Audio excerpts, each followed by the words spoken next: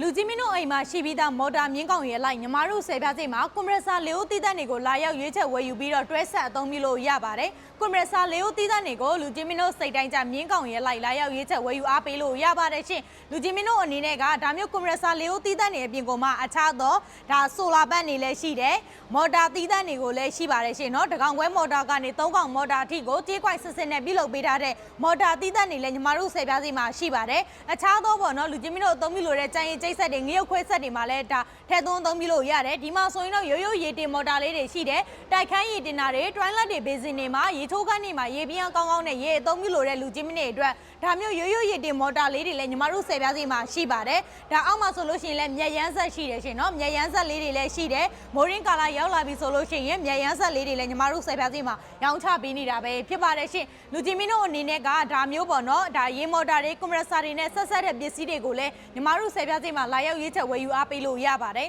စိတ်ဝင်စားလို့ဝယ်ယူအားပေးလို့တဲ့လူကြီးမင်းများအနေဖြင့်လည်းညီမတို့ဆယ်ပြားစီရဲ့ hotline ဖုန်းနံပါတ်လေးဖြစ်တဲ့399993လုံး10တို့မှာလည်းအသေးစိတ်ဆက်သွယ်စုံစမ်းမြင်မြန်လို့ရတယ်လို့ဆယ်ပြားစီဆိုင်ကြီးတွေဖွင့်လှစ်ထားတဲ့ရန်ကုန်မန္တလေးပြင်ဦးလွင်တောင်ကြီးမြို့တွေမှာလည်းလူကြီးမင်းတို့ကိုယ်တိုင်စိတ်တိုင်းကြလာရောက်ရွေးချက်ဝယ်ယူအားပေးလို့ရပါပြီရှင်နှစ်သိန်းမို့ထက်ဝယ်ယူသူတိုင်းကိုဆယ်ပြားစီဆိုင်ကြီးတွေဖွင့်လှစ်ထားတဲ့မြို့ကြီးတွေမှာဆိုရင်တော့ပို့ဆောင်ကားခမဲ့အိမ်ရောက်ငွေချေစနစ်လေးနဲ့ပို့ဆောင်ပေးနေတာပဲဖြစ်ပါတယ်ရှင်